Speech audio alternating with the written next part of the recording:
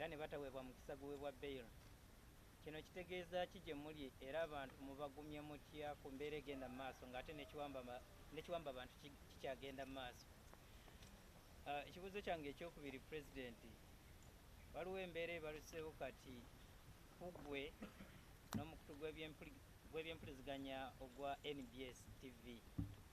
Abamu batandise n'okuteekawo embeera nti kati mulabika mwaggulawo olutalo oba waggulawo olutalo gye bali. Kati ate olw'obuwagizi bw'olina eri abantu ne weesanga kati NBS etandise kufuuka kyennyinnyalwa mu bantu n'abamu ku bakozi ba NTV manya NBS gye baba batambulidde nga balipoota baagala nabbakuba. N'oteekawo otya embeera okulaba nti omuliro ogwo gukkakkana? Ebibuuzo bibiri ebyo ssebo. Nze batte nkolera BBS. Ensonga nina ntono esooka ejjagendewa Mr. President. Nakuwiddeko ng'agamba nti kooti ne bwe neba nga tesaze mazima nga bw'ogamba nti isi ekigezo kye wagiwa kyagiremu teyakiyita. N'ogamba nti era waliwo obubadde obulala bungi bw'osobola okukozesa okusobola okuba nga onunula obuwanguzi bwe. Nsaba oklarifyingako ku ekyo. Then Secretary General Mr. Lewis Rubongoya ogambye nti olw'ebyo ebigenda maaso nga mmwe abakulembeze mu NUP mutisibwatisibwa mu kaseera kano n'abamu ku mmwe mutandise okufuna abantu abajja ewaka wammwe nga bagezaako okubega. N'ekyo nsaba otubuulireko muli bameka sofa abafunye ku bubaka obutiisatiisa era mubufuna mutya ng'oggyeko omuntu okuba ng'ajja. Mpozi nja kusaba Kanso wa Mary, waliwo enteekateeka bannamateeka ba National Unity Platform gye mwalina ey'okulaba nti mukyalenjinga ekyokuba nti abawagizi bammwe abawakati bwe kalangala babavunaana mu kkooti y'amagye ng'ate ba civilian. Ne wabaawo n'ensonga endala ey'okuba nti mwalina okunoonya abantu abangi abazze bakwatibwa nga n'okusinga ba National Unity Platform oba nga bakulembeze ku mitendera egya wansi mu bitundu by'eggwanga lyonna. Enteekateeka eyeetuuse wandooza bajja tugatirako n'ennamba y'essimu eteereddwawo eri abantu mu bitundu bya Uganda eby'enjawulo okuba nti bayisaako amannya g'abo abaabwe ababuziddwawo. Neyanza se. Okay, I'd come to. Yes, sir. Yes, Charles. From CBS. Yes, sir. Two questions. One, we are seeing the vehicles which were impounded from in Kalanga. They are back here. Could we know the procedures you went through to require these cars? Because the people who were arrested in those cars are still in prison. Then two, some fair opposition political parties like yours have already come out. Someone? Some opposition political parties have already come out to show solidarity and support to the NUP in the case you took to court. Could we know that kind of support, or have you been informed about that support? Thank you.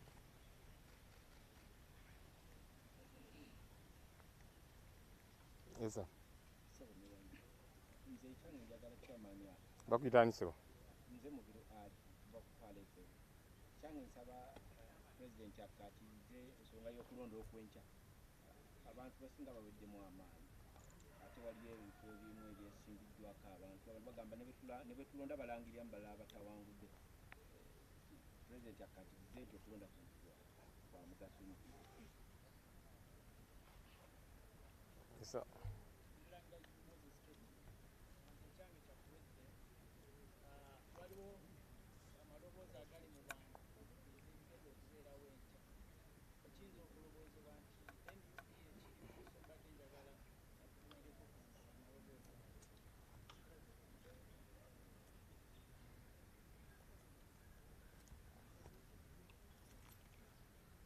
Yes, Chitimbo.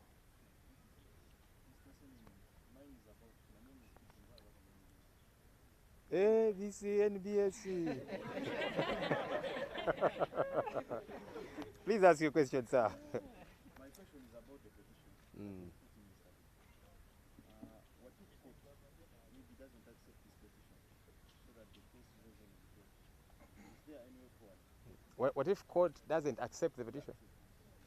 I don't understand what you mean, because they already accepted the petition. It dismisses the petition. That's why. Then the other thing is about the voice note that is moving on social media. That is saying on Wednesday everyone should stay at home. And they are tagging it to the community platform. Let me say about that.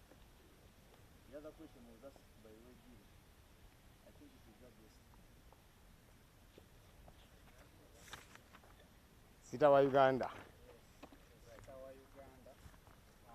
Mr. Speaker, enamba gye baataddewo abantu nga bongera okuwaanibwa kubanga ifanda gaali yakomyewo enamba gye baataddewo naye abantu batutuukiridde naddala abakyala okuva ekyotero bamu abalabyeko batukubira amasimu bagamba enamba tebasobola kuweerezaako bifaananyi kubabo tebali ku whatsapp mu kaseera ke kamu ofisi nzigale so babadde babuuza oba waliwo ofisi ezigulu oba eza MD w'ekyaddongo east nga basobola okutuukayo ne bateekayo ebifaananyi by'abantu baabwe abaabuzibwawo ensonga endala ey'okubiri mbadde mbuuza ku mmotoka ezo zaalimu ebintu bya pulezidenti ne ttiimu ye ng'amasimu ne gadgets endala twawuliddeko ku tv twabirabyeko nti tebyalimu so tubadde twagala nakyo bakikakasiza. Okay. Esi jajja tubulire ennaku zino emirimu gyagikakkalabizaawa but also phone numbers and so on. Simu ava mukomera.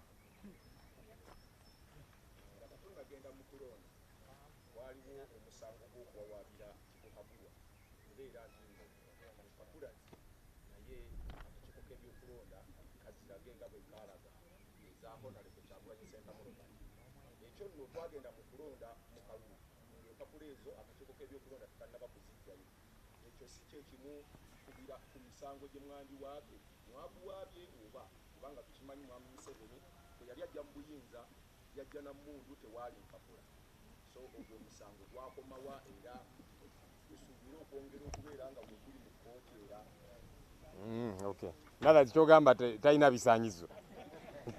Kale. Yes, mukulu. Abu. My name is Gambuuze. Yes, sir. Mine is about the petition. How is NUP working with other political parties concerning the petition? Because we believe some parties may not be going to court, but they might have some evidence. So how is NUP working with those political parties? And have some of the parties contacted you for any assistance, like some might have some VR forms that they might want to pass over to you? Thank you. Yeah. Yes, Chief. Ian Taylor from The Economist. It's about the missing people and the abduction. I previously heard you say that there are more than 3,000 people who have been taken, but I guess that includes people who have been arrested and you know where they are. I'm wondering if you have a number for how many people have been abducted and are missing, that specific number that you have now. And also, just to follow up on that, most of the news reports about abductions have been within Kampala and in the Buganda region. Are you aware of hotspots where abductions have been happening beyond Central?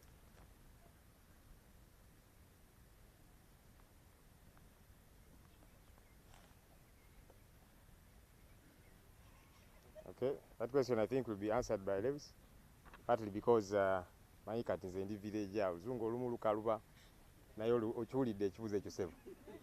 We'll take I think 2 final questions. Yes, Chief. Nja kumanya muyina plan ky'okuddamu okuaccessing ekitebe kyammwe. Then ekirala mwali mutaddewo gundi human rights desk okuregisitaringa abantu abali bazze nga batubuuza. So far muyinawo namba ki muyinawo abantu kusenga kuregisitaringa. Okay, asema abuuziza banaye. Yes, sir.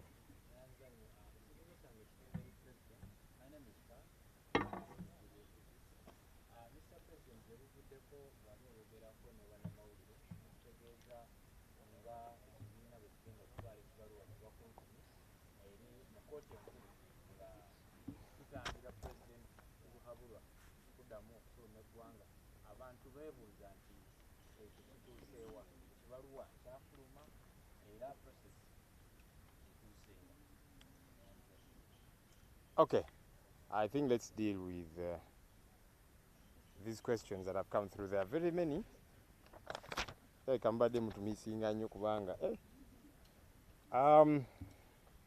I'm going to attempt about 2 or so questions. Then, of course, many were directed at our president, but some were specifically for the SG.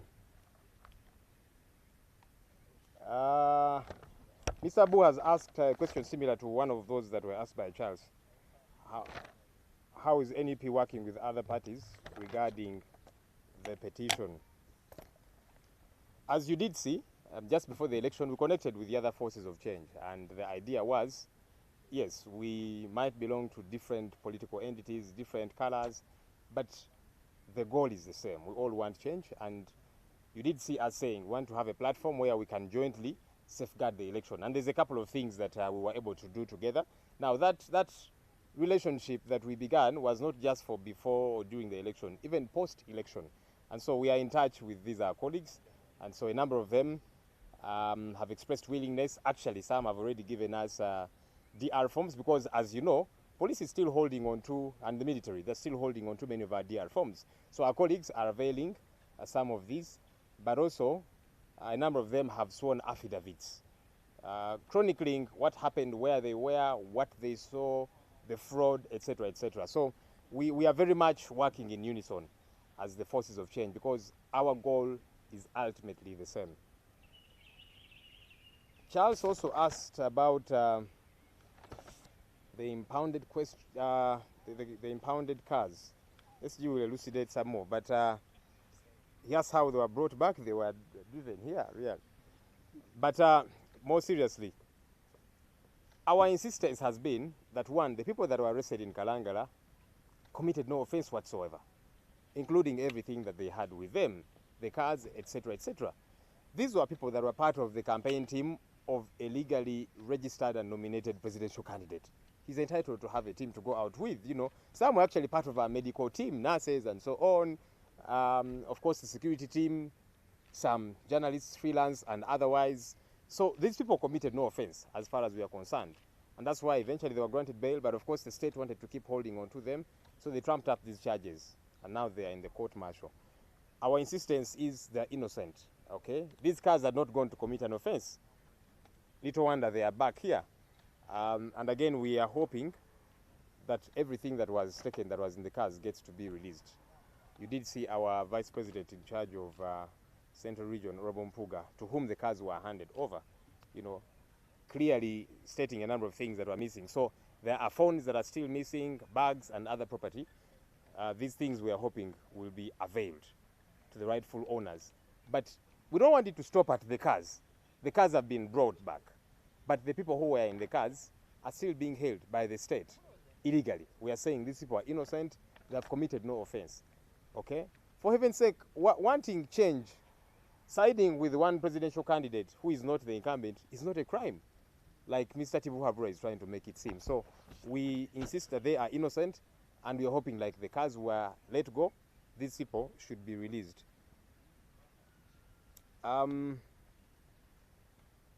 I'll finally attempt Chitimbo's questions, and then the harder ones, of course, were to our president. The Baganda say, eyewe zomumba gwe bazikuba. So me, I'll deal with these small ones. Then Mr. President will, you know. Chitimbo asked, what if court dismisses the petition? Our SG has really elaborately talked about that. You know, we are going to court as one of the avenues, legally provided for avenues, for us to challenge the fraud that this election was. Some people did ask us, so why are you going into an election yet the Electoral Commission is constituted by Mr. Tibu Habura? We said we must do everything possible to keep fighting until we attain freedom. And so this is another of those avenues. We are going to court. Yes, we know what the court, this same court, has ruled in the past, but we are saying the fight must continue. Look, when South Africans were fighting against apartheid, apartheid was provided for within the law. Illegal, draconian, backward, antiquated as it was etched within their laws. But they said we must keep fighting. And that's what we're doing. You know, when blacks were fighting against slave trade in Europe and the West generally, it was etched within their laws.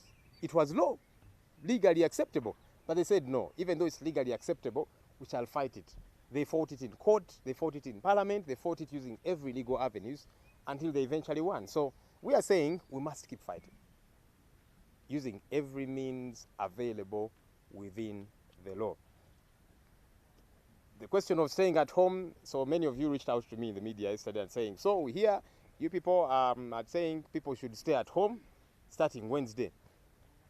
And I said, where did this come from? When did you hear any of us, the leaders, tell people that now on Wednesday you're going to stay at home? Actually, tomorrow we don't want them to stay home. We want them to come out and vote, because there's still elections going on, you know, and our president will reiterate that. There's still elections going on. We still urge our people to come out and vote for our flag bearers. The rumor that has been going around, you know, that yes, NUP is planning violence and all of that. Our thought actually is that all of this is being planned by police, the military, and the state for that matter. I mean, they're very capable of these things. If they can get guns and plant them and trump up charges, you know, they did that previously for our president. They are now doing that for Nubian Lee Edimutwe and several others. They're very capable of this. You did see Mr. Tibu Habura, who conceded that Zebra was murdered by his very own people. And you saw the whole narrative about Zebra. We understand he had been asked, yes, so Zebra, get your fellow boxers, go to the streets, cause chaos. Start a fight, cause chaos, and so on. Then with the police, we come in and we target the NUP supporters. It's all out there. So when Zebra refused to do that, they took him out, they murdered him. So this, we believe very strongly, is a plan by the police, the military, and the state generally. We don't want to be part of this drama. We have communicated to the country what we are going to do. Whatever we want to do, we communicate. We have gone to court, we have communicated that very clearly. Everything that we want to do, we shall communicate. Because for us, we have insistently said, we are going to do everything provided for within the law. So whichever step we shall take, whichever action we are to take, we shall let the country know. So what we have not told the country, please don't impose it on us. Let those who are planning it, and we believe it is police and the military, let them explain themselves, because it's not the first time that they try all of this. Finally, and then Mr. President will come. Well, Chitimbo hinted on this, but the President will elucidate a lot more on this. In fact, I'll leave it for him, the question of NBS. But just so you know, we don't have beef with, we are not saying whoever has a tag NBS, whoever works with NBS is our enemy and so on. No, we're always with you people. We don't have a problem with you. But it's important that feedback is given to a media house. Now, does that mean that everybody from the gate man at that media house to everybody is part of the problem? You'll find that even the colleagues that we usually with in the field from NBS probably have no idea. It's probably a small clique, whatever. But ours was to say, let's give feedback. Media houses receive feedback. You receive feedback from your viewers. You know, they tell you, no, this show we don't like, or this show it's happening too late or too early or whatever. Feedback is important. So this is feedback that we are giving as stakeholders. And our team leader will elucidate. Very quickly, Muluganda, because I know you will say that now, Muluganda. Abu yabuziza nti kakati nga NUP muli mukolagana mutya ne bannankyukakyuka bannammwe ku musango guno. Nja kubajjukiza nti bwe twali tugenda mu kalulu twabayita nga bannamawulire nga tuli ne bannaffe bannankyukakyuka bannaffe aba FDC n'ebibiina ebirala ANT, era nga tugamba nti tugenda mu kalulu weewaawo tuli babiina byanjawulo, buli kibiina kirina presidential candidate, naye tuli ba Luganda, ffenna tuli bannankyukakyuka, twagala nkyukakyuka, ne tugamba nti akalulu tujja kagendamu era tujja kukola ekisoboka kyonna okukakuuma awamu. So bannaffe tukyali nabo era tuwayizaamuko nabo. Abamu batandise dda n'otuwa DR forms kubanga nga bwe tuze tubabuulira poliisi n'amagye bakyalemedde DR forms zaffe ezimu ze baawamba nga bakutte ba agenti baffe abaali bazirina. So bannaffe bannankyukakyuka bannaffe batandise otuwa ku DR form ze balina bo n'okutuwa ku bujulizi obulala. So tukolaganira wamu kubanga nabo baagala nkyukakyuka nga ffe bwe twagala enkyukakyuka. Era wabuuziza ku nsonga eya no, this was Chelsea's impounding vehicles ze bakomezaawo. Emmotoka tuli basanyufu nti baazitadde kuba ffe tuze tukyogera lunye nti emmotoka zino tezazza musango, abaazirimu tebazza musango. bali bagenze ne presidential candidate okukola campaign. Ogwo si musango. Candidate bamuwandiisa. Alina okugenda campaigning. Alina tiimu gy'atambula nayo ne babakwata nga mututte n'abasawo. Bannansi be yali nabo part of the medical team. So tugamba ng'emmotoka bye baazitadde kuba tezirina musango. Ne bannaffe Nubiandi, Eddie Mutwe, Dani Magic n'abalala bonna bateebwe. Tebalina musango gwonna. Kitimbo, yes, kooti bw'enaaga omusango munnaffe akyogeddeko. SG waffe nti fe okugenda mu kooti tukyali mu lutalo olujjako nakyemalira. Era ffe nga tugamba nti olutalo lwaffe lwa mateeka, tujja kukola buli kikkirizibwa mu mateeka okulaba nti nakyemalira tumuggyako. Waliwo abatubuuza kakati mugenze mu kalulu, akalulu ani akategese byabakama, ani yamu obuyinza Museveni, kati lwaki mugendayo? Tugamba tujja gendayo kubanga it is part of the struggle, lutalo. So n'okugenda mu kooti, yes, tumanyi kooti emisango gino gyasalawo gitya nsonda envanyuma, naye tugamba nti olutalo lwo lukyagenda mu maaso paka nga nakyemalira avuddeko. Tujja kukola ekisoboka kyonna nga tuyita mu mateeka. Era Kitimbo wabuuzizza nti yes, ebiza ebitingana nti abantu basigale ewaka. Ffe tugamba nti nga NUP okusookera ddala buli kye tukola kiri mu mateeka. Ate buli kye tukola tukibabuulira bannange. Tubayita bannamawulire kati twabayise ntubagamba nti tugenze mu kooti. Kati bino ebiyitingana era poliisi byesibyeko nti kakati NUP bagamba abantu temuvaayo wammwe wagenda kubeerawo simanya olutalo naki. Okusookera ddala ffe tukkiriza nti poliisi n'amagye gavumenti be bapanze bino ebintu. Era nga balina obusobozi obukikola. Olaba bakwata emmundu ne bagamba kakati eno emmundu ono bwe Kyagulanyi yali agirina nti ba Eddie Mutwe bandi bonna be babadde nazo ba Nubiandi n'abalala ne babijingirira. So ne kino tukkiriza nti poliisi n'amagye be babijingiridde okuteekawo embeera bakwate abantu baffe. Mwami Museveni yabagamba juzi nti Zebra abasirikale be bamutta. Zebra ono ensonga ze muze muzitegeera. Poliisi n'amagye bamugamba nti kakati kwata box abo mugende ku street mutandika olutalo abantu batandika okulwana naki ffe tujjewo betukwate betwagala okukwata aba NUP. Zebra bwe yagaana ne bamulyawo ne bamutta. So kati bino byonna poliisi n'amagye be babipanze. Ffe ebyaffe buli kye tukola tubuulira eggwanga nti kino kye tugenda okukola. So be tutwogedde ffe ng'obukulembeze bw'ekibiina bane temubitusibaako. Mwebale nnyo. Let me invite our Secretary General to respond to these other questions, and maybe the team leader will.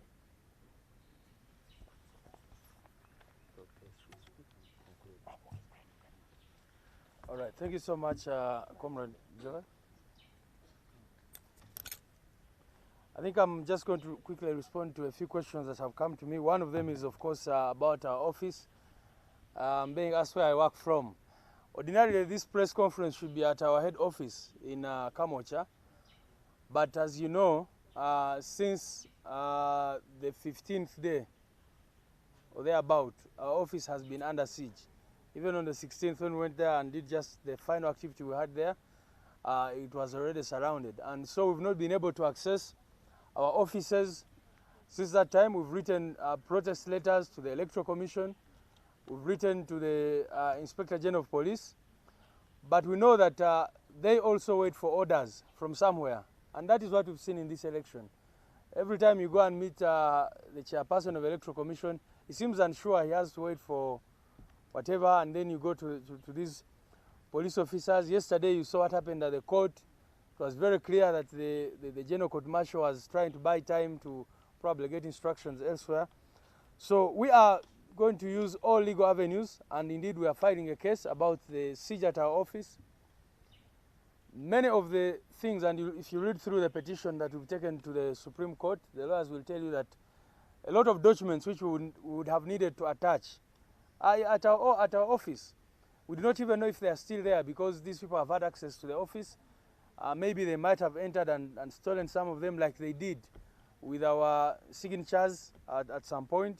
So we do not know what is there, but we are going to court to demand that they vacate our office.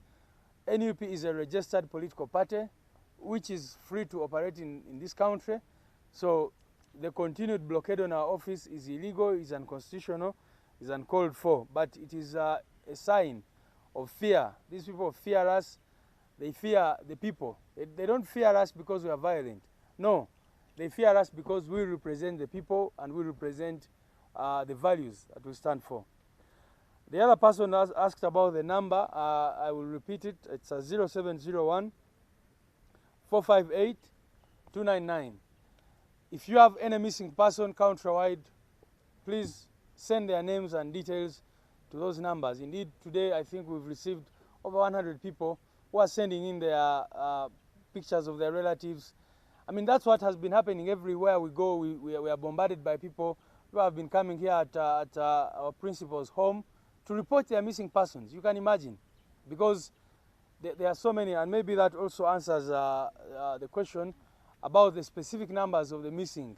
It's very difficult to tell when you just hear that, you know, for example, our candidates, some of who are here, and our MPs who went through, and other leaders at different levels will keep telling you, in my place they took 20 young people last night, they took 40, they took, and so it's very difficult to even know, and that's why we put in place a number on WhatsApp where people can send these details, and our job is to verify whether that information is accurate, and then we take the necessary steps. Of course, you comrades remember what happened. We started a human rights desk which had started gathering evidence of all these crimes against humanity. And every day they were recording people. I mean, people were coming to our offices in dozens to tell us about their missing persons, about people who had been murdered. And what did they do? They arrested our human rights officer together with Council Nicolas Opio at the time, as you remember, and they took away all the work that they had done, but good enough some of it was saved.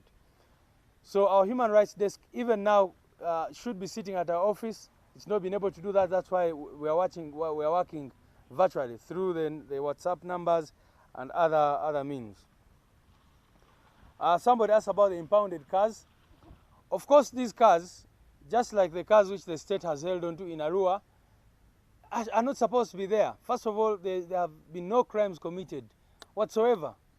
Now, these cars kept in Kalangala, and you see they are messed up. There were many gadgets in there, the phones, laptops and all that. All those are missing. We don't know where they are at the moment. So we've continued to work through our lawyers to demand that they release the cars. They are here. We're still trying to assess the damage and then to see what will happen after. I think some people are continuously asking this question about what if the courts do not rule in your favor, what will you do? I think our president has answered this question very well. He talked about it. Ours is a struggle for liberation. And in the struggle for liberation, there are very many pieces. There are many stages, there are many pieces. We had a phase where we participated in an election. That phase is now past us, although we are demanding, we are continuing to demand to reclaim our victory. And the first step towards reclaiming that victory, we have said we are going to court. But we have also said that we are going to use all other avenues within the law to reclaim the power of the people of Uganda. If you look at Article 3 of the country's constitution, it gives the right to citizens to use all means to defend the constitution and to make sure that the constitution is not abrogated, illegally violated, and the kinds of things we are seeing. So the going to court is just one of the steps that we are looking at in this struggle. And we encourage all citizens to take interest in this case. Make sure that you follow the proceedings. And those who have evidence, we have also asked them, and we thank all those who have sent all manner of evidence to these numbers that we've been putting out there.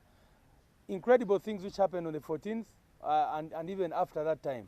So we continue to encourage you to send in those, and then we know eventually that victory will be on our side. Ofisi yaffe ekyali mu Buwambe abasirikale bagisalako kati okumala weeks nga 2 oba weeks nga 2 tetusobola ku accessing office yaffe Kamoocha kyobola batukolera wano byetukola press conference eno yali badde Kamoocha naye tetusobola kugendayo kubanga abapoliisi bagisurroundinga n'amajenga ko gatwalidde era kooti ensukulumu oba Supreme Court tugitegezeza nti obujulizi obumu bwe twali agadde kusindikira ku musango gwe twataddeyo buli mu ofisi yaffe eyo waliwo empapula nyingi nnyo eziri omwo tetumanyi bazikyaliyo kubanga oba oli awo bazibye n'okuzibba already nga lwe batwala signatures zaffe n'ebirala. Naye ate tugenda mu kooti okuwaaba okulaba nti bavaawo kubanga ekibiina kino kya National Unity Platform kiri registered mu mateeka. Electoral Commission ekimanyi bulungi nnyo nti head office yaffe eri Kamwokya, era tubawandiikidde amabaluwa aba Electoral Commission ne police nga tubasaba bave ku office yaffe tusobole okukolerayo emirimu gyaffe, kubanga wano tuli mu maka ga president waffe tetwalibadde nga tukolera wano emirimu mu ggwanga eriri mu demokrasiya, kubanga tulina ekitebe kyaffe otulina okukolera emirimu gyaffe. Waliwo abasabye ennamba gye basindikako naddala abantu baffe ababuziddwako mu bitundu ebyenjawulo. Enamba eri 0701 458 299. Eyo namba osobola okusindika ekifaananyi ky'omuntu wo n'amanya ge ne bamukwatira, then bannamateeka baffe bafollowing up tulabe nti tumanya abantu abo owe bali. Era waliwo omukulu abuuzizza nti mumanya abantu bameka kati abaakabuzibwawo. Ffe estimates zaffe ziraga nti abantu 3000 be baakakwatibwa, naye ate tumanyi nti tetulina information emala, kubanga buli lunaku batugamba nti kati drone eze wano ne picking ono wano bazze n'ekimotoka ky'amagye ne batwala abantu 2, wano ekiro bakoze operation ne batwala abantu 3. Abasinga tetumanyi wawo gye bali. Bw'ogenda Kitalya abavaayo buli ava ekitalya kugamba nti abaana aba NUP abali Kitalya bangi nnyo babatwala wali ne babarimandinga tebabakomyawo mu kooti. Bali eyo abamu balwadde, mulabe abazze mu kooti gyo, abamu nga tebasaana kutambula nga babasitudde busituzi, eddagala teririiyo, betaaga specialized treatment abamu, naye embeera gye batambuliramu. Era twali tubategeeza nti twateekako desk yaffe ekwata human rights desk eyali awandiisa ebikolobero byonna abasajja bano bebakola ku bannansi, naye ate human rights desk eyali agikulira bajja ne bamukwata era ne bamutiisatiisa nga bwe mumanyi. Ekisemberayo ddala babuuza kooti bwetasaalamu wetakansolinga kalulu oba wetasaalawo bye mwagala mujja kukola ki. Mukulembeze waffe akyogeddeko bulungi nnyo nti ffe eno struggle gye tulimu, ensonga lwaki tugiyita struggle tumanyi nti si event, kubanga woba olwanirira eddembe oyita mu mitendera gya njawulo, naye ffe tuli ready okulaba nti tutuukiriza buli mutindo gwonna. Era tubadde mu kalulu, bannayuganda baavaayo ne balonda mu bungi nnyo, ne balonda change. Gavumenti nekola bye yali ekola, ne bakwata amawulire, ne bakwata ba agenti baffe, ne bastaffinga, ne bakola byonna bye bakola. Kati tugenze mu kooti nga step eddako. Eyo step bweba ezeeko katugiwe chance tulabe. Naye n'ekirala ekyo okugenda mu kooti tekitegeeza nti ebirala byonna abantu bye bagenda okukola birina okuyimirira, as long as kyonna kyokola kiri mu mateeka, era ssemateeka waffe bw'omutegeera bulungi nnyo waliwo eddembe ly'abannansi okudifendinga constitution n'okola ebintu ebirala bwe bityo. Kanyanirize president waffe addemu ebibuuzo bimubuziddwa era asibule abantu abali wano. Mwebale nnyo.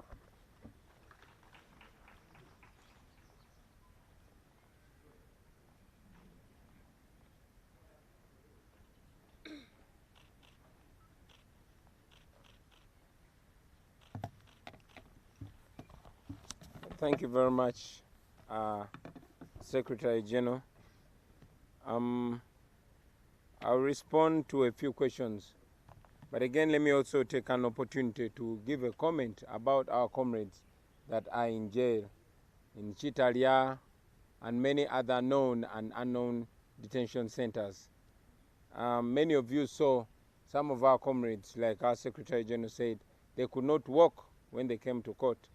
They've lost their rights, their hair has been shaved off. Interestingly, they are being treated even worse than non-Ugandans, because I was informed that while Nubian Lee, Eddie Mutwe and all others were subjected to compulsory hair and beard shaving even against their will, the non-Ugandans, some of them white and others Indians, are actually remaining with their right to maintain their hair. That is very, very disturbing to see that there is discrimination against our own selves in our own prisons. Also to add my voice on the call against the ongoing Panda Gari, the ongoing notorious drone cars that go around picking our people, the same notorious vehicles that picked Selector David from his house, detained him for more than 3 weeks, incognito, and many others. We condemn that. We remind Ugandans that Panda Gari is back. What we used to dread in the stories about the Idi Amin regime are back and worse than they used to be. But we stand firm and we know that we are going to defeat all this evil. Mu Luganda, njagala ugatte eddoboozi lyange ku maloboozi agaalaze okunyolwa olw'abannaffe abali makomera ag'enjawulo agamanyiddwa n'agatamanyiddwa. Olunaku lwajjo bannaffe Nubianli Edi Mutwe ne ttiimu yonna baleeteddwa mu kooti. Kyanaku titebaaweereddwa mukisa kweyimirirwa. N'ate kyanaku nnyo twategezebwa ti bannaffe omuli Nubianli Edi Mutwe, Dan Magic n'abalala baabamwako enviiri mu buwaze nga tebeesimidde, ekintu ekimenya amateeka ekityobola eddembe lyabwe ery'obuntu. Ekyongera okwennyamiza nti bwe baali bakaka bannaffe abo okubamwako enviiri n'ebirevu mu buwaze, bannaffe abalala abatali bannayuganda omuli abazungu n'abayindi bo baalekerwa eddembe lyabwe, bo tebasalibwako nviiri. Ekyo nno kya nnaku okulaba nti waliwo okusoosolegana, waliwo okusoosola bannayuganda nga basosolebwa mu nsi yaabwe, nga waliwo eddembe bo lye batasobola kweyagaliramu. N'okwongera eddoboozi lyange mu kuvumirira okubuzaawo abantu okugenda mu maaso nga kukolebwa amagye. Emmotoka kati ezimanyiddwa ennyo nga zi drone ezigenda ziwamba abantu ne babuzibwawo, abamu nga bazuulibwa nga batulugunyiziddwa nnyo, abalala tebaddamu kulabika. Ze mmotoka ze zimu ezajja ne ziwamba Selector Devi ne bamukolako okutulugunya okw'ekika ekyawaggulu. Tukivumirira, tujjukiza bannayuganda mwenna ti Panda Gari yakomyewo. Bye twasomanga mu butabo oba bye twawuliranga mu mboozi z'abakadde baffe eza Panda Gari kati yakomyewo, era tulina kwerwanako ffe nga bannayuganda okukomya ebikolobero ebifaanana bwe bityo. There was also a question about the letter that I wrote to the NBS TV protesting their biased nature and their compromising nature in reporting about the elections. First and foremost, I want to remind you that that was a protest letter, and in my own analysis and the analysis of my team, that is the most decent, brotherly and human thing that we could do to communicate our dissatisfaction. So I stand by every word in that letter, and I reassert it that we have it as a policy, as a value, to be clear and be assertive whenever anybody is wrong. If we can call General Museveni to order, we can call anybody to order, and we remind all Ugandans that we can and must also be called to order. That is what we believe. When you are wrong, no matter who you are. The Electoral Commission declared that nobody had the right to have a tally center or even to announce results. While everybody else was tallying, we still ask questions why and how NBS TV retained their right to have a tally center, which they communicated all through. But most importantly, how and where did they get those results they were laying? Those are questions that deserve answers. So we still stand by our opinion that we believe that NBS TV was used to defeat the will of the people of Uganda illegally and unconstitutionally. And we continue to say with all due respect that that was wrong, it is wrong now, and it will be wrong in the future. And we remind them that all our corporate bodies that have been used by dictatorships to defeat the will of the people have many times paid the price of their wrongdoing, soon or later. So we remind you that we wrote that letter in full due respect and with love. We did not call for any protest against NBS TV. We did not call upon, we did not call for any boycott. We did not call for any hatred. We know that very many NBS journalists have suffered the brutality of the regime in the line of duty. We respect them as journalists. We know they have some of the journalists that have held to their journalism values. But again, we assert that the media station was used illegally and wrongly. And the most decent thing they could do is to apologize to Ugandans because they were wrong.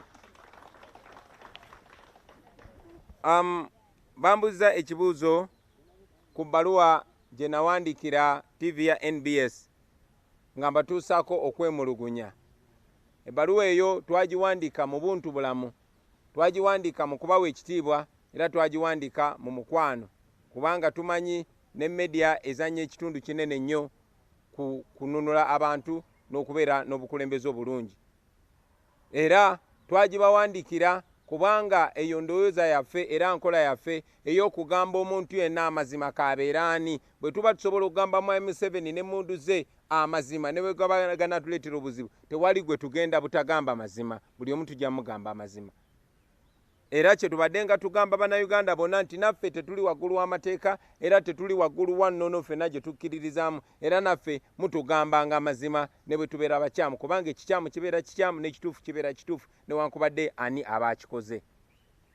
N'olw'ensonga eyo ebbaluwa eyo gye twawandiika twagiwandiika okulaga obutali bumativu, okulaga okwemulugunya kubanga akakiiko k'ebyokulonda ffenna twali tumanyi tikaawera omuntu yenna yenna okugattagatta ebivudde mu kulonda oba okubirangirira. Naye NBS yo yagambanga nti erina political command center era negenda maaso n'okulangira byagamba nti byava mu kulonda naye nga tebatutegeezezza wa gye babijje. Tulowooza nti bakozesebwa ogezaako okulaga mu M7 nti yakulembedde newankubadde kyali kiriya nti awanguddwa buli wamu. Buli munnayuganda kyebuuza oba ffenna baatugaana okugatta oba okulangira ebivudde mu kulonda bo baabijjawa nga be basooka okulangirira nga n'akakiiko k'ebyokulonda tekannalangirira ate ne balangirira ebikyamu. N'olw'ensonga eyo tugenda mu maaso n'okivumirira. Sijja kwerabira gamba nti NBS TV y'emu ku zi TV ezibadde ne bannamawulire abayimiriddewo ne batuusibwako n'obuzibu nga bali mu kukola omulimu gwabwe mu kitiibwa, mu mazima ne mu bwerufu.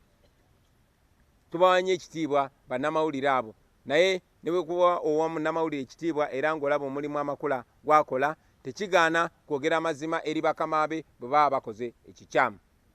N'olw'ensonga eyo mu mwoyo omulungi, mwoyo gw'okuzimba eggwanga kye twandisuubidde TV yaffe ennungi eya NBS okola kwe kuvaayo ne beetondera bannayuganda kubanga kye baakola kyali kikyamu era kyali kya bumenyi bw'amateeka.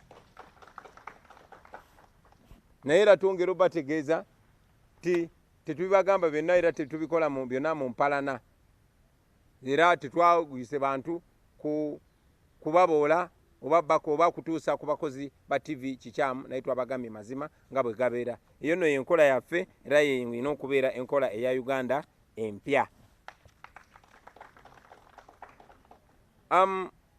Mpozi bannange boogedde ne ku bigambo ebibadde bitambuzibwa nti twayise abantu bayimirize emirimu n'ebirala ebifaanana bwe bityo. Ebyo nno nze nasoose kulaba mukyala Naabakoba nga yabyogera. Owokubiri nazzeemu kulaba Mwami Rokeeki nga yabyogera. Bano abayekera abatufugira ku mudumu gw'emmundu njagala mujjukire nti yebadde nga enkola yaabwe. Ne mu gy'ekinaana bayambalanga uniform za gavumenti ne bagenda ne batemula abantu nga baagala okussaawo enjogera. N'olw'ensonga eyo ebyo poliisi byeyogera tusaba bannamawulire mugibuuze ennyonnyole eggwanga mu bujjuvu. Sijja gamba nti abantu kibi okwekalakaasa, nedda mu mateeka gaffe abantu baddembe okwekalakaasa. Naddala bakola buli kye bakola nga bakikola mu mateeka. So njagala okunga buli muntu ali eyo buli kyokola making sure okikola mu mateeka. Making sure ogoberera amateeka ate ffe tukkiririza nnyo ne mu nkola y'okukola bye tukola mu ngeri eri non-violent oba etalimu kulwanagana na kuyiwa musaayi. Nja kwogera ne ku bannaffe abazze batiisibwatiisibwa, abazze bagobererwa, ffenna bassebo ne bannyabo bwe mufuluma kati ssaawa zino mujja gendawo mujja kusangawo emmotoka enjeru ey'ekika kya premio ng'era erimu omusirikale omu oba babiri naye nga ku bo kuliko omusirikale gwe bayita muhumuza, nga buli we tuba tugenda agenda atulondoola.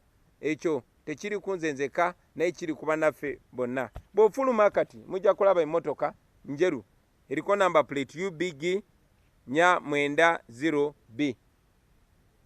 Ekyo kiri ku buli muntu yenna gwe tukola naye, naddala abakulembeze ab'oku ntikko ab'ekibiina kya National Unity Platform. I'll say that in English. About the threats that all my colleagues are receiving, especially the leadership team of the NUP.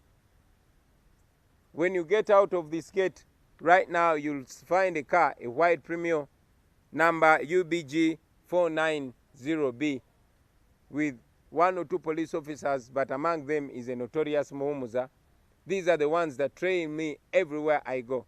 And the same happens to all our leadership. But we are not scared. We know they do that not because they are confident, but because they are scared.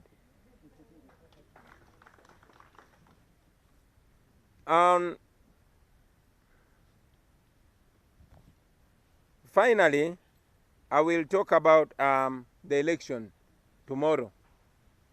Ladies and gentlemen, it is your democratic right, not just a right, it is your duty to go and elect your leaders. So no matter the challenges that we are going through, please turn up and vote.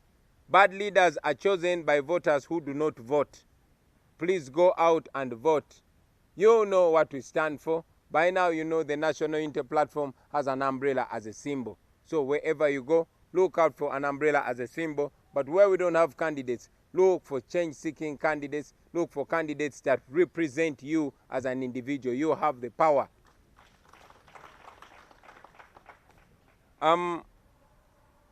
Kanjogere ku lunaku lw'enkya waliyo okulonda. Njagala okubajjukiza bannayuganda bannaffe mwenna. Newankubadde tuyita mu kusoomozebwa, newankubadde ebiseera si byangu, muveeyo mulonde. Eryo si ddembe lyo just wabula buvunaanyizibwa bwo okulonda, kubanga abakulembeze ababi balondebwa abo abantu abalungi naye nga tebalonze. Kale nno vaayo ogende okulonda. Ffe nga National Unity Platform twongera obbakubiriza nti abakandideti baffe bonna balina akabonero akamanvuuli. So mujja balabira ku kabonero ke banaaba nako akamanvuuli buli wamu. Neyo mu bitundu ebirala gye tutalina bakandideti, mulonde bakandideti ababakiikirira, bakandideti baservant, abakozi bammwe abatali babosi bammwe. Mwewale bakandideti abagenda obbatunda oba bakandideti abakkiririza mu nakyemalira so si mu maanyi g'abantu. Mwe mulina obuyinza n'olw'ensonga eyo mubukozese kuba nkakasa nti ekyokola mukimanyi. Mwebale nnyo, mwebalire ddala. I will not. Yeah, somebody is asked how far we are with the international petitions, including the petition of the International Criminal Court. Everything is moving on, and we want to show you results as soon as possible. But every legal effort is being pursued, and we know that sooner or later we are removing a dictator. Thank you very much for God and our country. The point you just made.